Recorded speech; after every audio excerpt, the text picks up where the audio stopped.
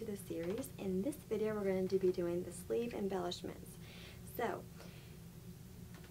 when I cut out any sleeve really, especially if it's a non-symmetric sleeve, Alright, so Mama goes. So I think we're going to finish the rest of this video with her nursing. So anywho, so back to that sleeve. So what I'd like to do when I cut out any sleeve, especially if it's a non-symmetric sleeve, is I will put one notch at the front of the sleeve, one notch at the back, or two notches at the back of the sleeve, and then one notch at the bottom of the sleeve if it's a sleeve that's supposed to be gathered up. That way like I know where to gather to and from. You know what I mean? I start the gathers at one notch and I end the gathers at the other notch.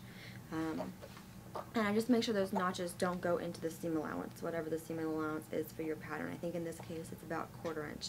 So I just make sure they're little. So there are two embellishment options with this sleeve. There's a diamond only, and if you want to do that, it's a diamond just like the bodice. So I copy the diamond in the middle of the sleeve, and I put the organza on the wrong side of the sleeve. I stitched around that, just stitch around the perimeter, and then I trimmed that up, very similar to, not similar, exact to the front of the bodice. And then I switched my needle to the size 90 top stitch needle. Of course the micro check is a little bit of my preference, but both work just fine. And then I did the hem stitching around that shape using the Madeira 80 weight thread and stitch in the ditch behind my work.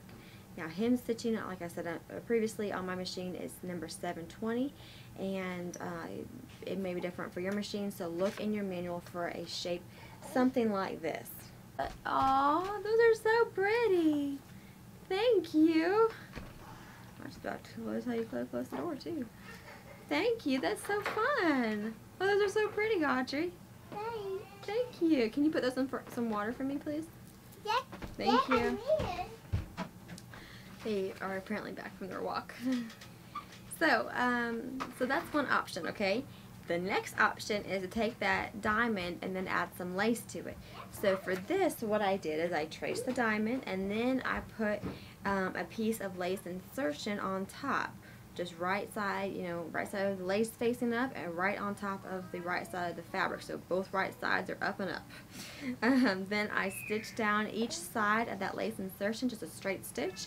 And then I put the organza behind the sleeve and I stitch around the diamond.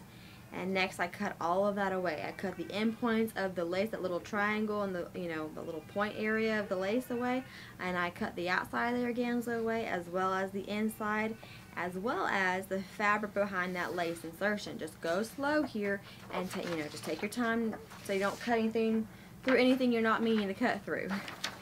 Blah blah blah blah blah. Thank you. Oh, you need to put them in a jar of water. So go ask your daddy to put them in a little mason jar or something. Thank you. She just watered them under the sink, so I think. Alright, let's see if we can finish this series up. So finally, I hem stitched down both sides of the lace insertion with stitch in the ditch behind, and then hem stitch around the diamond. Once again, I switched my needle to the size 90 top stitch, but a micro check needle would work well too. And then I just hem stitch around it using the 80 weight Madeira thread.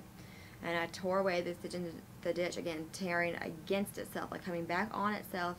I find leaves the fewest little doodads left behind. So then finally I did 2 rows of gather stitches at the bottom of the sleeve between those notches, and then I zigzagged a piece of lace edging at the bottom of the sleeve.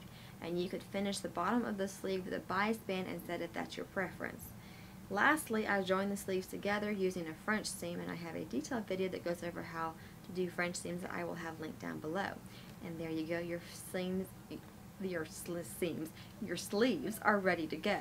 So that's all we're going to go over in this video. I will see you in the next one to continue this sew along with me. And I appreciate y'all for stopping in. If you have any questions, of course, put them down in the comments below, and I will do my best to answer them. And as always, I appreciate y'all for watching, and I hope to catch y'all next time, if I can talk. Okay.